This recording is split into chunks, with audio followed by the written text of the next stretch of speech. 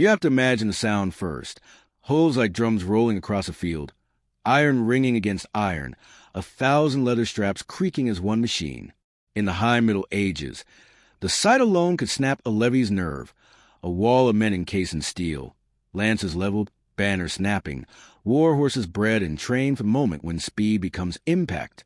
That shock wasn't just a tactic. It was a centerpiece of how European warfare, aristocratic culture, and even landholding worked. Cavalry supremacy was the system.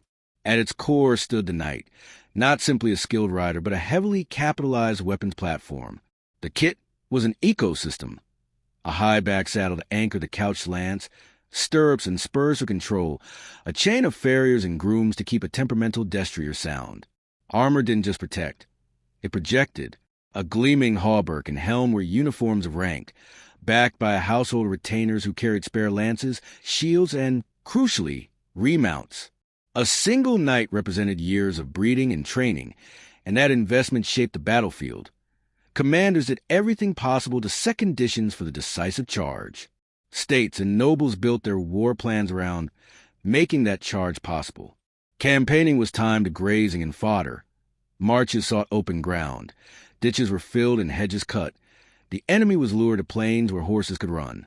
When terrain wouldn't cooperate, commanders tried to create lanes. Narrow corridors cleared of stakes and obstacles, so a lance formation could streak through like an arrow. When they did, the psychological effect was the true first strike. Veteran infantry might hold. Most did not. The human brain calculates self-preservation quickly when several hundred pounds of horseflesh and steel are accelerating toward ribcage height. Units formed for the single point of decision. Under bright banners, the charge began a controlled trot and rose to a coordinated gallop.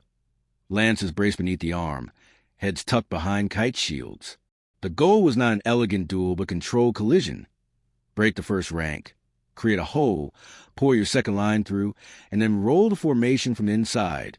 Break the enemy's will, and turning men into a fleeing mass to the rest. Hooves harvest fugitives with horrifying efficiency.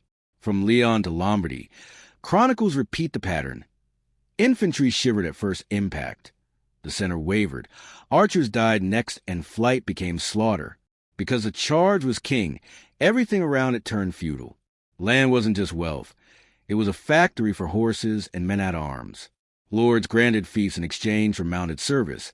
Vassals owed 40 days, not as a poetic number, but as a budgeted period of field readiness before harvest and money ran out. Castles served as banks and barracks, anchoring horse-raiding operations, the chevauchée, that used mobility to devastate enemy countrysides and force battle. The nobility's legal privileges rested on this military role. Chivalry, the literature, the tourneys, the rituals of knighthood, wasn't fluff. It was morale engineering for a class whose bodies delivered the shock on which states depended. Economics pushed the same way. Horses ate coin. A destrier could cost as much as a farm. Keeping 2 or 3 in condition required hay meadows, skilled hands, and winter fodder hauled at great expense. Armor smithing was artisanal high-tech. To pay for it, rulers monetized justice, tax markets, squeezed towns, and pawned royal jewels between campaigns. In return, they got concentrated striking power that could end a war in an afternoon. So long as that proposition kept paying off, the system perpetuated itself. On the tactical level, variations abounded, but the logic stayed constant. Some commanders favored a wedge to punch a single seam in a line. Others preferred broad fronts to overwhelm with width. Scouts sought soft ground, but not mud. Too much rain turned chargers into flailing statues. Crossbow screens sometimes preceded the strike. Light cavalry probed flanks, but all of these were supporting fires. The moment that mattered was when men lowered lances in unison, and the banner line dipped like a drawn bow. This wasn't mindless bravado. Discipline held the charge together. The temptation to spur early, individual courage outrunning formation, was a known killer. Good captains kept their men in check until the last 100 paces, then released a carefully timed acceleration, so the lances hit together instead of in dribbles. The best households drilled for this, practicing formation riding and the moment of taking the shock, when legs clamp and shoulders drive and the lance but bites into the armpit. Success depended less on individual fencing and more on synchronized violence delivered on a cue. Infantry existed in this world largely as support. Town militias guarded baggage, held rough ground, or formed static spear lines while the real decision-makers rode. Missile troops mattered, but mostly to soften or disorder an opposing charge. In Chronicles, when foot soldiers won, it was often because cavalry on their side had already wrecked the enemy's morale, or because terrain had broken the horsemen before contact. The system storytelling reinforced the bias. Poets sang of mounted heroes, not peasant pikes who stood and were trampled. The church blessed the arrangement, literally. Peace and truce of God movements tried to channel knightly violence outward. Crusading indulgences tied mounted service to salvation. Law courts privileged the testimony and rights of those who could serve on horseback. Even dress and diet followed. Protein-heavy aristocratic tables fed muscle. Training from youth created riders who thought with their knees. The knight wasn't merely a soldier, he was a social technology. For roughly 2 centuries, this technology worked often enough to be self-confirming. Yes, there were bad days, boggy fields, narrow lanes, a hedge that should have been burned but wasn't, but the ledger's winds paid the bills and upheld the ideology. The more rulers invested, the more they interpreted the world through the lens. That's what systems do. They make themselves look inevitable. But inevitability is a story we tell until geography, weather, and human ingenuity interrupt the tale. Larger wars multiplied the times and places where the perfect field could not be found. Rivals learned to put water in between themselves and the gallop. Peasants with something to lose learned to plant stakes. By the early 14th century, enough exceptions had piled up to be noticed. The iron thunder still rolled, but it was no longer the only sound on the field. The first cracks didn't look like a revolution. They looked like mud, ditches, and angry townsmen who refused to run. In 1302 at Courtrai, the Battle of the Golden Spurs, the French crown rode out to teach the Flemish cloth towns a lesson in hierarchy. The field had been prepared by men who couldn't afford heroics. Drains cut, dikes breached, soft meadows watered into a shoe-sucking sponge. When the French cavalry found their pace broken and their formations funneled, they hit not a fleeing rabble, but a bristling fence of pikes and brutal club spears, godendags.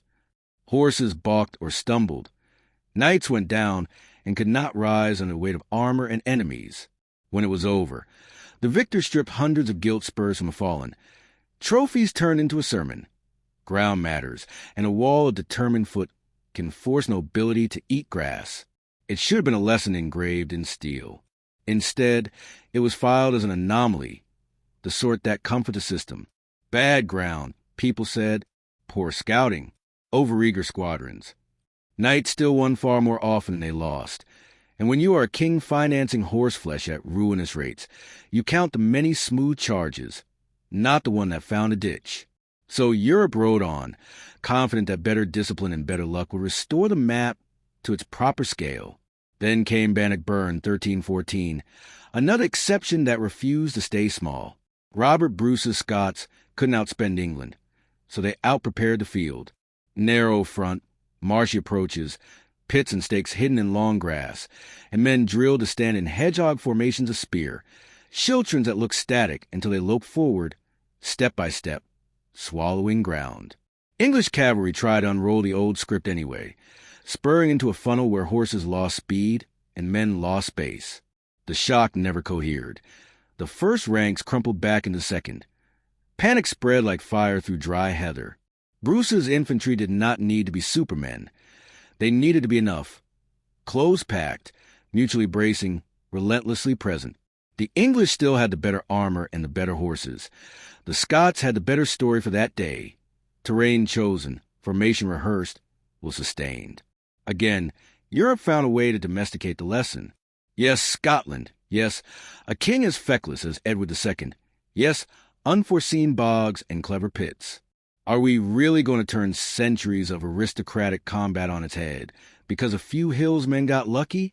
The myth of cavalry inevitability bent, but did not break. Princes and captains promised to bring more archers next time, more crossbowmen, more patience in counting the ground. And then the English themselves twisted the knife. At Cressy, 1346, the English weren't the ones charging. They were the ones choosing where to stop. They dug in on a gentle rise with fields of fire set, like sledding lanes.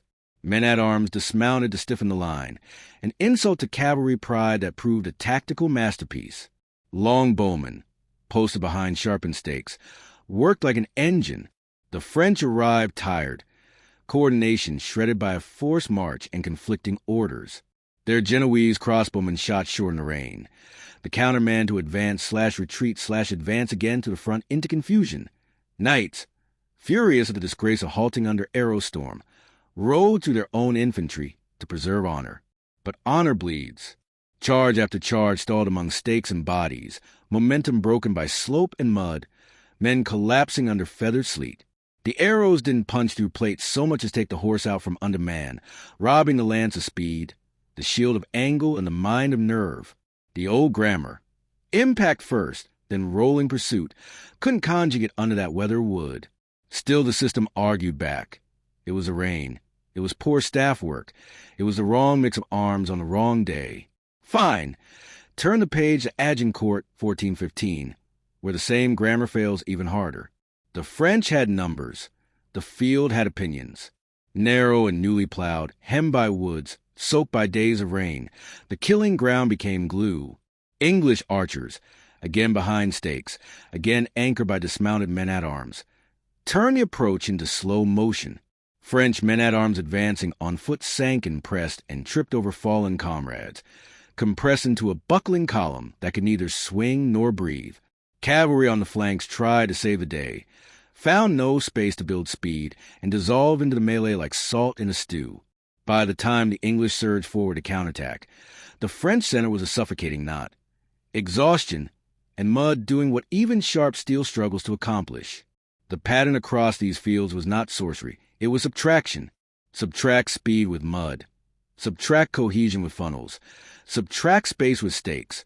Subtract morale with arrows that never stop. What remains a charge without speed, cohesion, space, and nerve? A pile of very expensive armor, waiting for men with knives and mallets. The exceptions were beginning to rhyme.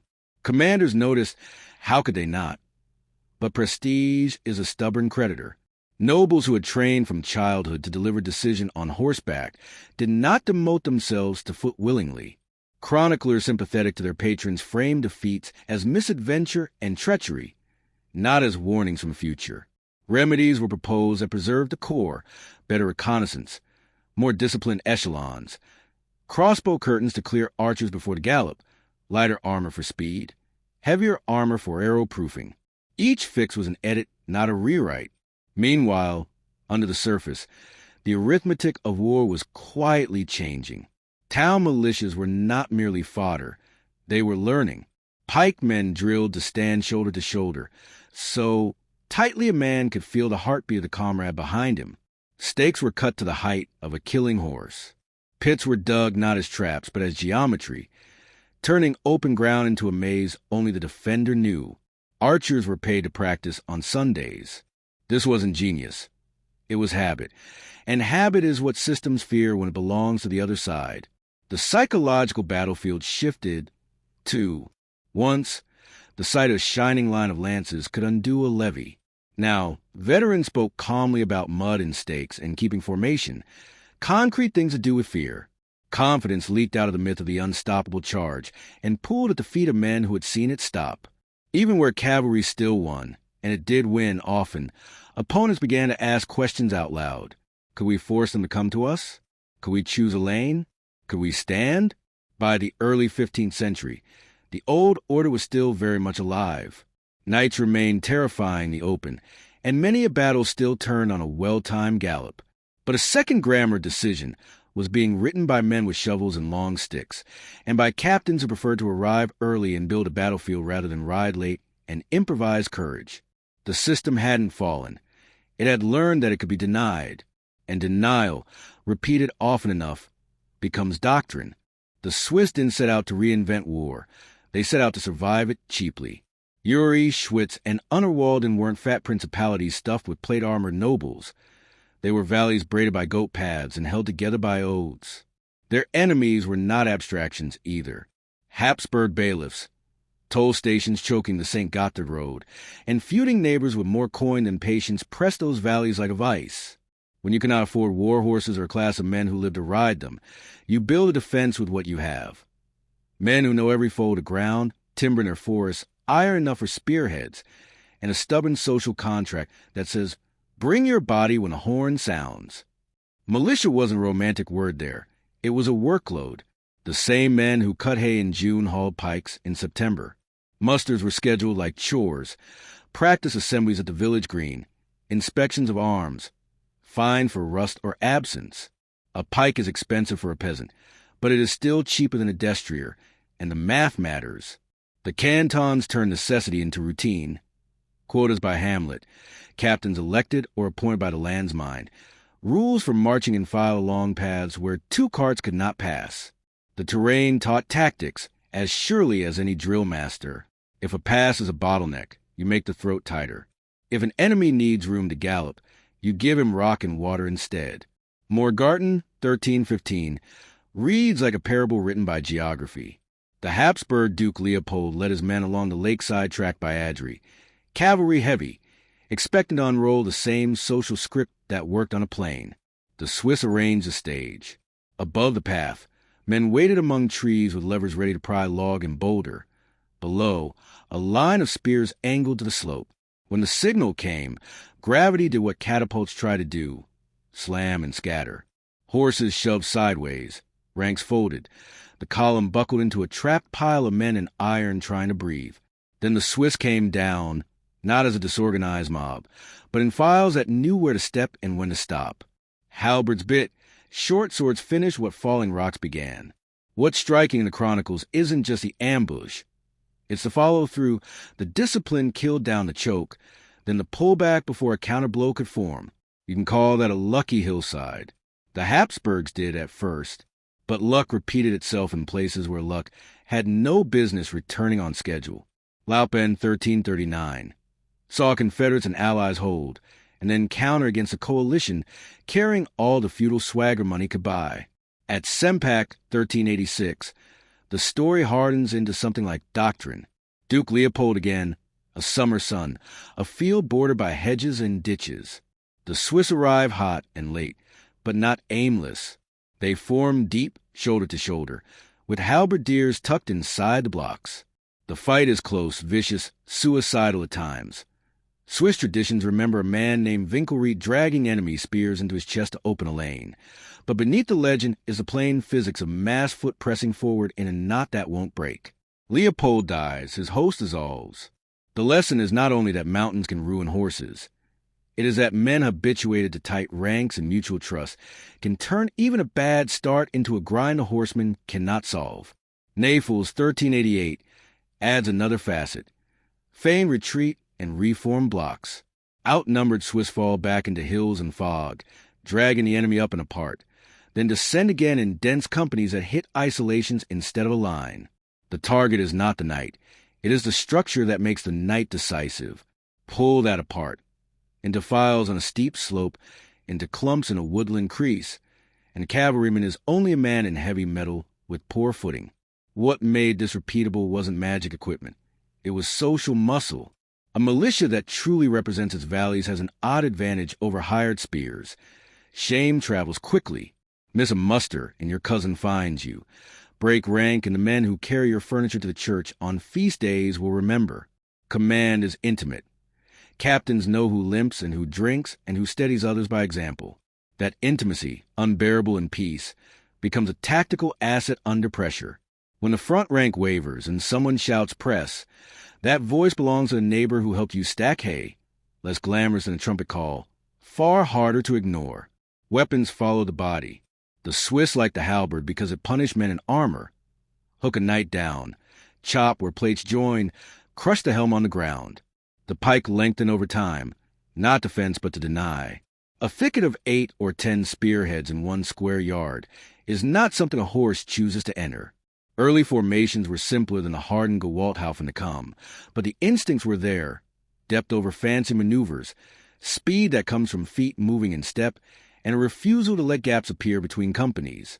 If ambush began the party, the Swiss increasingly tried to arrive formed, to bring their own ground with them in the shape of bristling ranks. Economics kept them honest. They couldn't afford long campaigns far from home, so they trained to finish fights quickly or make the cost of lingering unacceptable. Their logistics ran on cheese, bread, and the rhythm of alpine seasons. Winter closes passes, and a levy has to be back for haying. That clock imposes clarity on strategy. Avoid sieges, pick ground, strike hard, go home. It also produces a style of leadership that privileges competence over ornament. A captain whose plan weighs Sundays of practice, and the backs of men who mowed the slop last week will face them at the assembly. None of this means the Swiss never broke. They did, badly at times. Overconfidence can tempt a block to sprint before the rear is dressed. Pursuit can turn triumph into a long string of isolated kills. But the slope of the trend line points toward learning. From Morgarten's tree line to Sempacke's hedges, the Confederates stitched together method. Deny the horse what it needs, bind your men tight, accept bruising contact, and push until formation across from you panics first. The knight's courage is unchanged. His context has been rewritten. Seen from a throne, this was disquieting. The Swiss were not a kingdom, not rich, not aristocratically credentialed. Yet they kept producing outcomes that kings with armed retainers could not guarantee. Hiring them was a way to buy the problem, rather than face it. But before Europe bought Swiss skill as commodity, it had to recognize that those mountain winds weren't meteor strikes. They were a series. And series are how new rules are born. What the Swiss learned next was how to carry their ground with them. The ambushes and bottlenecks of humiliated horsemen had proved the concept. The Gewalthaufen, literally the force heap, a deep, compact pike mass, made it portable. Picture a moving thicket of ash shafts 4 to 6 meters long, points tiered like teeth. First ranks level low to chest height, ranks behind step high, so that any rider who cleared one row found 2 more waiting for his throat and his horse's eyes.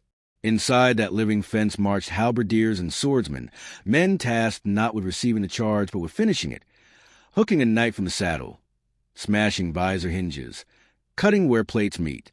Standards and drums sat in the core, heartbeat and compass for a formation whose survival depended on every man keeping the same pace. Depth was a secret. A shallow line can look impressive. A deep block can absorb violence, then return it. Swiss captains counted in dozens of ranks, not handfuls, trading lateral reach for compressive strength. The square's edges were the danger, always the edges. So flanking companies trailed like shoulders protecting ahead, and light troops screened ahead to peck and draw fire before ducking behind the hedge as the mass advanced. Signals mattered because seeing did not. Once the front swallowed smoke and dust, most men marched by sound and pressure, drum calls, horns, the show of the man behind, the resistance of the man ahead. Discipline meant standing when the world said scatter, and then moving in unison when every nerve craved stillness. Speed made this an offensive weapon. The square did not creep. It pulsed. Swiss drill taught a steady approach. Short steps, pikes bristling, ranks locked, until the last minute, when captain snapped the tempo and the whole block seemed to lunge. That surge was designed to cross the killing band of missiles quickly. Archers and crossbowmen do their worst at a mid-range where shots are both accurate and penetrating. Shrink that interval by a sudden push, and many arrows strike too shallow or too late. The goal was never to outshoot the shooter. It was to reach him as a wall of points and force him to decide between standing in front of them or turning away. Either choice disordered his line, and disorder is a solvent of courage. Against cavalry, the logic was colder than bravery. Horses do not volunteer to die on pikes. Some will, some won't, and none will do it happily 3 ranks deep. The square's job was to deny the charger any hope of splitting a seam. That required space management more than heroics. Keep intervals closed, keep files dressed, keep the corners guarded, and keep the pikes braced so that the energy of impact flows into 1,000 calves and shoulders rather than into gaps that become graves. When a horse went down, halberdiers flowed forward. 2 men to pin, 1 to chop, and then back again before the next wave arrived. The motion was tidal and rehearsed, not a chaotic feeding frenzy. Against infantry, the pike square became a mall, where levy spears balked at the last 5 steps. Swiss blocks learned to lean. The front ranks pressed pike heads into faces, armpits, and shield rims while the middle ranks pushed, physically pushed, on their backs keep the point in flesh and the enemy moving backward. Meanwhile, halberdiers sought the seams created by that pressure, shoving into pockets, twisting bodies out of formation, so the block could eat sideways. This was not elegant fencing. It was collective cruelty, and it worked because every man in the machine trusted every other not to stop. Organization turned peasant mass into instrument. Swiss columns on a march were often divided into Vorhut vanguard, Gewalthaufen main body, and Nachhut rear guard, a tripartite rhythm that let one block fix the enemy while another wheeled or pressed and the third covered baggage or checked a flank. Captains, Hauptleut, kept their company flags and sightlines that mattered. The front rank in the diagonals, not some pretty center where only a few could see. Orders were short and physical: press, close, left, because long speeches fall apart at drumbeat volume. Rotations were planned. The front rank could not hold forever, so files learned how to ripple backward to the square and bring fresh shoulders forward without letting daylight show between spearheads. The square's vulnerabilities were acknowledged, then managed. Missile fire hurt, so the block moved quickly at the end and used screens at the start. Cannon frightened men, so the approach came oblique, weaving between lines of fire rather than daring the dead straight. Flanks tempted enemies, so the Swiss sought to put one side to a ditch, a hedge, a village wall, anything to anchor the corner, and kept a reserve inside the square that could bulge outward to meet a sudden threat. Overextension was a known sin. Captains drilled the urge to sprint out of formation, to chase glory into space where no comrade's shoulder could be felt, as a kind of treason. Armament evolved with the doctrine. Pikes lengthened, shafts thickened, steel caps improved. Halberd retained their hook blades because armor kept thickening, and because a hook tool turned the fallen rider into a stationary problem. Sidearms were short and ugly. Baselets, daggers of groundwork, once a man in plate was face down and cursing. Later, as firearms crept into the Swiss order of battle, handgunners would nip along the flanks or dart from the angles, but in the core decades of innovation, the identity of the square remained physical, would iron feet breath. All of this drew strength from the same social spring described earlier. Mutual obligation turned into muscle memory. You will not hold formation under a cavalry rush beside men you do not trust. The Swiss made sure you knew them too well to doubt them. Fines for late practice, praise at the assembly for ranks that closed crisply, shame for files that drifted. The tiny civic economies of pride and penalty accumulated until they could be spent at 30 paces from lurching horses. The psychological effect on opponents was decisive even before contact. Soldiers who learned to read a field by asking where will they charge now had to ask with discomfort, how do we stop that? A disciplined square coming on with drums and banners. Pikes slanting like grain in the wind does to the stomach what a thunderhead does to a picnic. If you meet it standing, you need your own depth and nerve. If you sidestep it, you expose something else. If you wait for your cavalry to break it, you must watch your comrades ride toward geometry that hates horses. No choice feels good, and battles are often decided by which side can live with bad choices longer. By the mid-15th century, the Swiss had turned the hedgehog from a denial tool into an attack dog. They could still use passes and slopes. They preferred to use will and weight. Their square was not only hard to kill, it was designed to end fights. In the next act, it will do just that against a duke with money, banners, and a modern army that believed it had answers. The Gewalthaufen was ready to test the continent's confidence in cavalry and the continent's faith in itself. Charles the Bold believed he had solved the late medieval battlefield. His Burgundian state was rich, bureaucratically modern, and drilled around ordonnance companies, combined arms packets of men-at-arms, mounted archers, infantry, and artillery with standard issues and clear captains. He carried a splendid train of guns and a tented city of supply, where older feudal hosts frayed at the edges. Burgundy looked like a marching workshop of war. If anyone could reassert mounted prestige and crush peasant squares, it was a duke whose tapestries and cannon announced a new age. Grandson, March 1476. Stripped the varnish.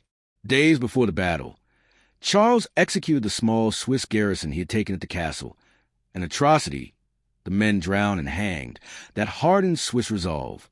When the Confederates advanced through woods and folds of ground toward the Burgundian camp, Charles had materials for victory: cavalry, well-equipped infantry, and guns. What he lacked in the moment was time and clarity.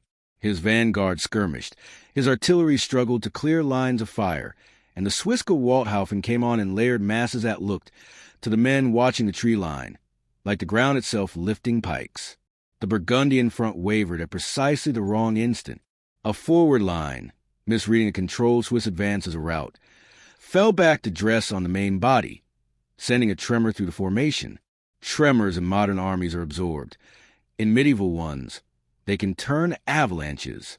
Swiss blocks took the cue, lunged into the seam, and the Burgundian order dissolved faster than Charles could shout men back into files. Panic did the rest. The flight left the Duke's magnificent camp to the victors, who found more treasure than they could carry.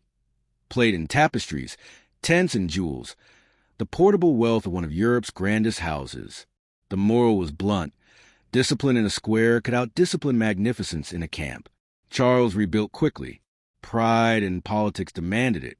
He dug in near Morat/Merton, June 1476, behind a strong line of stakes, ditches, and fieldworks.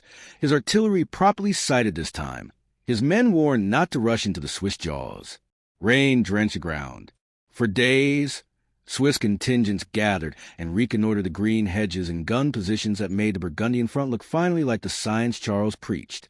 If grandson had been a lesson in disorder, Morat began as a lecture on order. The Confederates answered with method of their own. They formed in the classic tripartite rhythm: vanguard, main square; rear guard, mass under forest cover; then burst from the edge with drum and banner; pikes tiered and halberdiers tucked tight. The key was a tempo change, a steady, dress approach that denied the gunners a clean feast of targets, then a sudden acceleration that collapsed the good range of shot and crossbow. Burgundian cavalry, sent to disrupt the forming squares, found no open flank to ride and no seam to split. When they tried, horses balked at points and men balked at bodies. Once the Swiss closed on the palisades, the fight turned physical rather than fashionable. Pikes wedged into the hedge, halberds hacked gaps. Men-at-arms defending the line were pulled from footing and finished at ground level. When the Burgundian front cracked, pressure turned to slaughter. Units fell back toward the lakeshore under a storm of pursuit. Many died crushed against the bank or drowned as they tried to escape. Morat wasn't a skirmish or a stolen camp. It was a deliberate cutting through of a defended position manned by Europe's most modern host. The shock was continental. Still, Charles would not accept the verdict. He pulled his state together one more time and marched to Nancy, January 1477, to restore ducal pride and a besieging grip on Lorraine. Winter and hunger did what enemy pamphlets could not. They thinned ranks and chilled nerve. When the Swiss and their Lorrainer allies arrived in snow and low cloud, they used the old grammar: fix in front, turn a flank, push with depth. Burgundian formations, depleted and dispirited, could not stand a combined hit. The field became a panic scatter over icy ground. Charles fled, fought, or fell.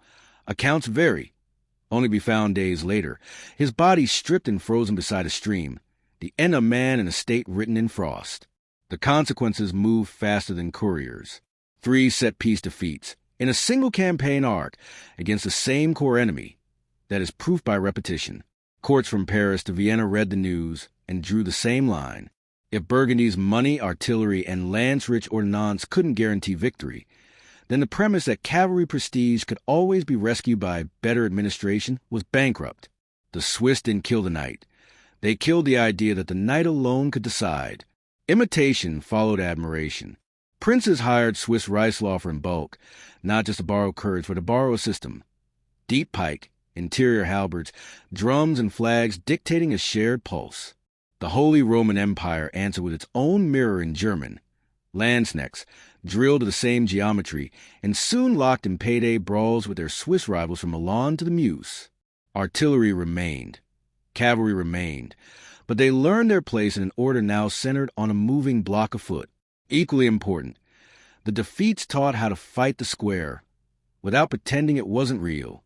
Field works were redesigned to channel rather than confront. Gunners learned to shoot diagonals into a block instead of wasting balls on its face. Captains hoarded reserves to punch at corners when a square was busiest straight ahead. But all of those adjustments conceded the main point. The infantry mass had to be accounted for first.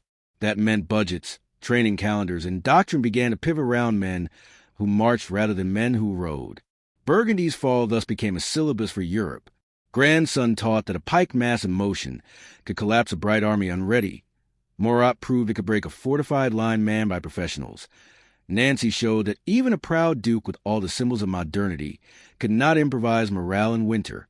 The Gewalthaufen had graduated from mountain trick to continental tool. When states looked into their treasuries afterward, they saw less chivalric radiance and more arithmetic. How many pikes can we field? How deep can we train them? How long can we keep them together? The age of the single arm was over by demonstration, not by decree. In the next turn, Europe would try to square the circle, keep something of the knight's dash, add something of the gunner's bite, and wrap it all around the Swiss lesson of depth and discipline. What began as a mountain necessity had become the metronome of war. The Swiss advantage began long before the first drumbeat. It started at the assembly stone, where men who milked the same cows and argued in the same councils swore the same oath to show up with body and weapon. There was no buffer nobility to outsource risk upward or downward. The same neighbors who fined you for a rusty blade would also stand beside you when hooves thundered. That intimacy tightened the weave of a formation. Shame ran faster than orders, and trust, earned in hayfields and winter chores, made it plausible to lean your life against the shoulder in front of you. A pike square needs that kind of social glue. Otherwise, 1,000 feet hesitate at once. Cost forced clarity. A destrier and a suit of plate were luxuries even towns struggled to maintain. A pike and a halberd were dear but attainable. The cantons could equip hundreds of foot for the price of a handful of horsemen, and they could keep those men fed on bread, cheese, and dried meat hauled by sled and mule. This arithmetic shaped operations. Swiss captains didn't plan lingering sieges or ornamental campaigns. They picked ground, struck hard, and went home in time for chores that could not wait. The calendar of war bowed to the calendar of pasture. That same thrift translated into doctrine. Nothing fancy, nothing fragile. Everything built around what men could repeat after 3 days' march and a cold rain. Routine turned bodies into mechanism. Musters were not festivals. They were inspections. Files practiced closing intervals on narrow paths. Front ranks drilled to press, until it was muscle memory, a physical answer to fear.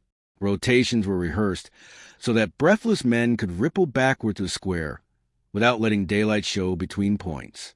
Signals were paired to a few beats and blasts that mattered. Crucially, the Swiss trained for the last 5 paces, the distance at which levies traditionally lost their will. Habit lives there, so does panic. A culture that rewards steady feet at that range does not need heroics, so much as it needs obedience to the collective shove. Discipline had teeth, because the community had teeth. Fines and public shaming for late practice. Confiscation for missing kit. Praise, prizes, and front-rank honor for companies that dress fast and clean. Captains were not distant names. They were men whose farms abutted yours, whose sons married your cousins, whose reputations rose and fell with yours. That reciprocity creates unusually elastic resilience. When the first impact knocks men sideways, the instinct in many armies is to look behind for permission to stand. In a Swiss bloc, the permission is already paid for by years of mutual surveillance and small, relentless standards. The forward pressure foreigners called fanatical was mostly physics and trust. A pike square wins by continuity. Each rank must believe the rank behind will shove at the exact moment his legs want to flee. That belief is social before it is tactical. The Swiss cultivated it by drilling with weight, literally pressing shoulders and calves until the act of leaning into another man felt normal, not shameful. Once learned, the sensation is addictive. Veterans describe the moment when the block surges and something larger than fear takes over. The knowledge that if you keep your point steady and your feet small, the world in front of you will move. Reputation amplified reality. Word travels faster than cavalry, and the Swiss made sure it traveled the right way. Standards captured, knights hauled down, dukes humbled. These stories preceded the pike tips and did their share work on enemy nerves. Reliability became a brand. Princes hired Reislaufer not only for their weapons, but for their predictability under pressure. Contracts, capitulations, spelled out pay, privileges, and the right to elect certain officers.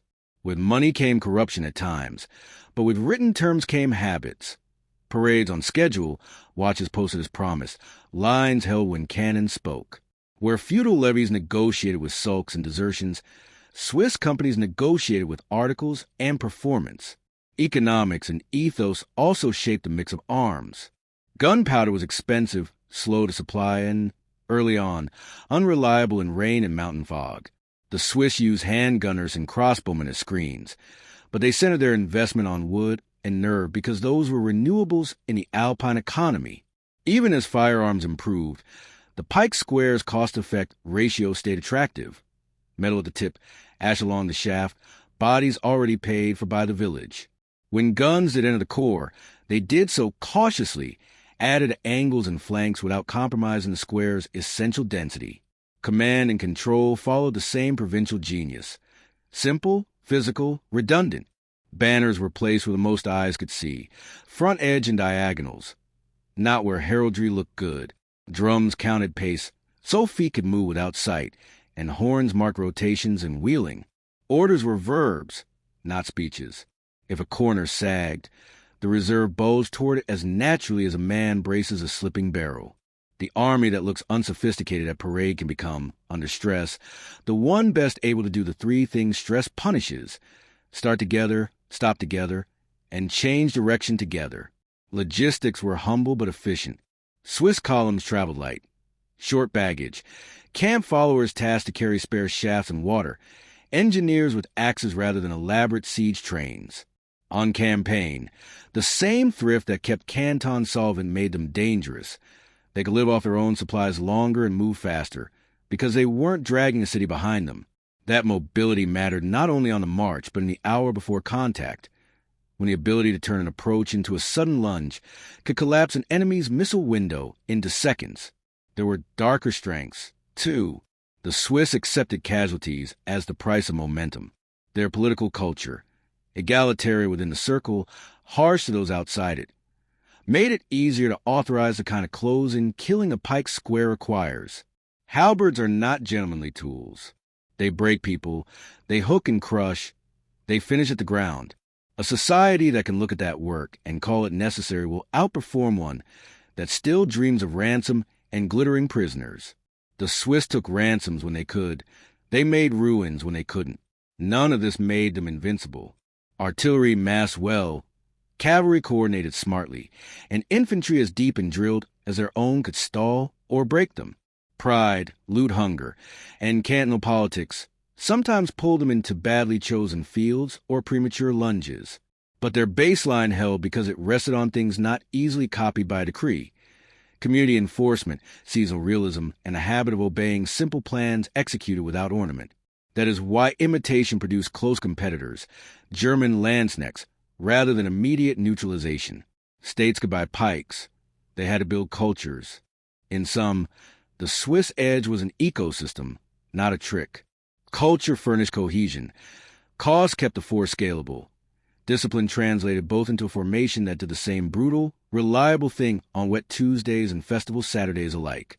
That reliability is what princes truly pay for, and it is what cavalry, for all its brilliance, could not guarantee once aground and the foe refused to cooperate. The next act of the story belongs to adaptation. Mounted elites refusing extinction by learning to live within a new grammar war, with a square as a fact and gunpowder as a hinge that will swing the door wider. Aristocracies do not retire. They adapt.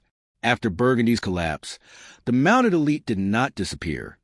They renegotiated their job description inside a battlefield that now began with pikes and ended with gunpowder. First came armor and form.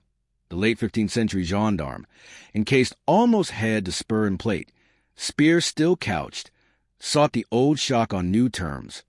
Shorter charges against already busy enemies, timed to coincide with infantry pushes or artillery salvos. They were no longer the plan. They were the hammer strike added to someone else's grip. Alongside them rode experiments. From German lands came Schwarzreiter, black riders, later just riders, men on strong horses in half armor, bearing pistols instead of or alongside the lance. The pistol changed math. A wheel-lock fire from the saddle could not drill through a pike front, but could strip leaders, burst a hole in a rank that was already leaning, and, crucially, Let horsemen fight without betting everything on a single impact. The caracole emerged, trotting up in files, discharging pistols, wheeling to the rear to reload while the next file did the same. On paper, it was a metronome. In practice, it often dissolved under pressure, too slow to break a firm square, and too fussy once arrows or shot rattled horses. Yet even when the caracole disappointed, the pistol itself persisted. Many riders found better effect by closing fast, firing at breath range to stun, then crashing in with sword and mace while the foe's nerve flickered. Other traditions supplied different answers.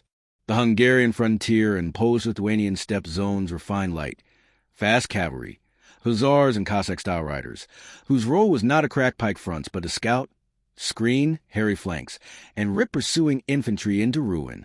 Western captains relearned that cavalry's comparative advantage, once the initial shock monopoly fell, lay in motion, interception, exploitation, pursuit, and the management of space. To those duties, the best commanders added one more: time disruption. A well-flung squadron into the seam between two advancing squares, or into an exposed battery, while the infantry fixed the enemy, could buy minutes worth more than 1,000 deaths. Infantry, in the meantime, doubled down on depth and added teeth.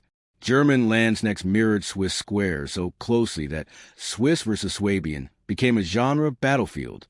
Spain fused formula with finance and produced the tercio, a large, mixed formation built around pike blocks with sleeves of arquebusiers at the corners and along the flanks. The arquebus shifted the pre-contact conversation. Even when armor grew heavier, horses remained mortal. Fire at diagonals, not straight on, and you could saw at a block's corners or rake a cavalry approach as it angled in search of a seam. The tercio's genius was less in tactical trickery than in institutional stubbornness. It trained men to keep formation while reloading, to rotate shot forward while pike held, and to refuse panic when a noble banner loomed. Cavalry that hoped to restore old primacy now had to coordinate with that machine or watch it decide without them. Artillery, too, changed behavior. Burgundian guns had been glamorous. 16th century guns turned methodical. Captains learned to pre-sight culverins for grazing fire along avenues a pike's square had to cross, and to place lighter pieces to sweep the pistol band, where riders wanted to trade shots. Cavalry, if it wished to matter, needed either the speed to overrun those guns at the opening bell or the patience to wait until friendly foot and shot had smothered them. The best commanders developed a rhythm: fix with pike, foul with shot, tear with cavalry, one instrument at a time, not the whole orchestra blaring at once. Battles wrote the syllabus. At Cerignola, 1503, Gonzalo de Cordoba dug in Spaniard behind a ditch and earthwork, studded with arquebusiers and supported by pike. French gendarmes tried the old music and died under the new refrain. Volleys shattering horses before they reached the ditch, pikes waiting like teeth behind dirt, counterstrokes delivered on the collapsed momentum. It was one of the first field battles decided clearly by handguns in disciplined hands. Ravenna, 1512, showed artillery's butcher's power and how cavalry, hurled into a mauled infantry wing, could still harvest a decision if someone else first made the hole. Marignano, 1515, reminded Europe the Swiss were mortal when faced by massed guns, resilient cavalry, and a dogged foe willing to trade blood for minutes. 2 days of night and exhaustion cracked the pike mystique without erasing its core. Pavia, 1525, closed the lesson by ambush. Spanish arquebusiers in broken ground shredded French cavalry and men-at-arms alike, and a king was taken. Pistols, pikes, and field works, not lances alone, wrote captivity. Against this backdrop, the caracole faded as fashion and lived on as toolkit. Riders kept pistols but used them flexibly. One volley to jar, then a push, or no fire at all, just a fast sword-in charge against gunners caught without pike cover. Heavy cavalry kept lances in some courts, shed them in others, but everywhere trimmed the expectation of what a single straight ride could accomplish. They learned to attack obliquely at pike flanks, to screen their own foot from skirmishers, to chase only when an enemy was truly beaten, and to conserve squadrons for the last 10 minutes. The window when a tired formation shows a corner, and the horse can, finally, matter again. Doctrine caught up to reality. Ordinances began to specify ratios. So many pikes per shot, so many shot per pike, so many horse to cover the whole. Staff work, march tables, baggage plans, pre-battle sighting matter more than lineage. Even in France, a sanctuary of chivalric self-image, reform strengthened infantry and gunnery.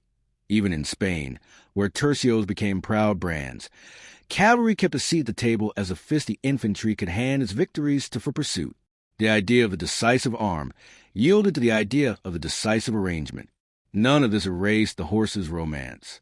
Europe would see, later in the century and the next, astonishing cavalry. Polish hussars spearing through Swedish lines, French cavalry slamming Protestant squares, Habsburg cuirassiers crushing their way across the 30 Years' War. But those moments were now situational miracles, birthed by angle, timing, and the prior work of other arms. The mounted elite had moved from owner decision to partner in it. By the 1520s, the pattern was undeniable. If you wanted to win consistently, you did not ask cavalry to break a steady pike front alone, nor pikes to swallow a world without help, nor shot to stand naked in a field. You integrated. Squares to anchor, guns to shape, firearms to sting, cavalry to finish. The knight had not vanished. He had learned to speak a plural language. The battlefield, once written in the singular of the lance, now conjugated in the grammar of combined arms. Once pike-and-shot took center stage, the story ceased to be about a single arm and became about institutions. Princes who once raised seasonal hosts around the prestige of horse now counted cartridges, drilled files, and built treasuries to pay men all year. The fiscal military state gathered itself. Customs farms, excise taxes, and public debt underwriting the one thing that could not be improvised, practice. Drill replaced pageantry as a ritual of power. Where tournaments once taught balance of the lance, captains now taught the choreography of loading, presenting, firing, and dressing ranks while smoke choked the lungs and drums kept time when sight could not. Pike held the line through the 16th century because cavalry still prowled and artillery still punched holes, and somebody had to stand in the gap with steel. But gunpowder kept gaining. Matchlocks gave way to lighter arquebus and then to muskets with broader bores and harder bite. Armor thickened and then thinned again as lead proved indifferent to heraldry. The Dutch under Maurice of Nassau trimmed the massive tercios into handier blocks and taught their men to fire by ranks. Ordered sheets of shot rolling down a field like a loom.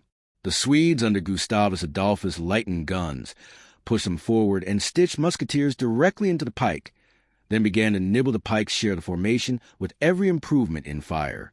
Logistics, once an afterthought to gallant charges, became decisive. Magazines prepositioned grain and powder. Wagon parks and river flotillas turned campaigns from raids into sustained pressure.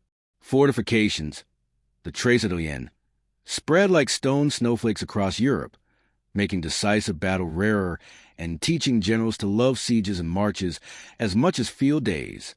Vauban geometry forced armies to coordinate trenches, batteries, and mines.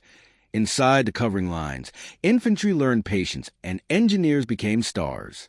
Cavalry did not vanish. It screened, raided convoys, and pounced on mistakes. But the calendar now served the powder train more than a pasture. By the late 17th century, a small steel tube with a knife fixed under the muzzle quietly ended the pike's reign. The socket bayonet let a musketeer be his own pikeman. That single fitting erased the need to carry two kinds of men to solve one problem. Formations flattened into long, thin lines designed to bring maximum guns to bear. Volley fire, dense, rehearsed, remorseless, replaced a forward shove of poles. The moral physics inverted. Where once victory belonged to those who could lean hardest into the last 5 paces, it now accrued to those who could keep their files straight for the last 5 volleys. Cavalry adapted again. With pikes gone, a well-timed charge could still crumple a line reloading or crack a flank caught in maneuver, but the window narrowed and the cost of misreading it grew. Cuirassiers kept wait for shock. Dragoons slid toward mounted infantry, riding to fight and firing on foot. Light horse, hussars, chasseurs, became the nervous system of an army, feeling for edges, punishing stragglers, and turning retreats into disasters. Their glory shifted from the opening to the ending. Not the first decision, but the exploitation of decisions made by fire. What endured from the Swiss moment was less the pike itself and the principle. Disciplined infantry as the spine of the state. The habits born in mountain assemblies, regular musters, communal enforcement, obedience to simple plans. scaled into national armies with paper instead of O's and paymasters instead of village fines. Drill sergeants replaced land's mind, but the social alchemy was the same. Take ordinary men, bind them to each other in a rhythm, and they will do frighteningly reliable things under stress. That reliability let rulers think in larger units of time, campaign seasons instead of single days, and in larger units of space, fronts instead of fields. The psychology changed, too. Medieval terror relied on spectacle, iron on great animals, banners like storms, the immediate knowledge that you were prey and the horse was the sky falling. Early modern fear was bureaucratic. A wall of men trained to raise and lower fire as one. Artillery weights calculated to rake an acre of prescribed ranges. Entrenchments measured with surveyor's rods. Courage had always been arithmetic. Now the math was printed in tables. When later ages looked back, through Napoleonic smoke, through industrial barges, they still felt the ache of chivalry, the bright waste of aristocratic courage meeting brute geometry. But they also recognized a hinge. Swiss blocks didn't simply humble knights. They taught Europe that battlefield truth emerges from systems. Training schedules, supply chains, formations that repeat under pressure. Gunpowder accelerated that lesson until steel points gave way to lead storms, and lead storms to shells, and shells to machines. Through each transformation, the center held. Infantry as the organized will of a state, coordinated with fire and motion. So the arc closes where it bent. The mounted charge had once aligned politics, finance, and myth around impact. The Swiss taught denial, then advance without horses, then discipline as a weapon. Pike yielded to musket and bayonet. Squares opened into lines. Volleys replaced a shove. Cavalry learned to finish rather than decide. Artillery learned to shape rather than merely impress. Out of those exchanges came the modern army, combined arms as grammar, logistics as literature, and the infantryman, no longer a backdrop to a knight's verse, speaking in the first person of war.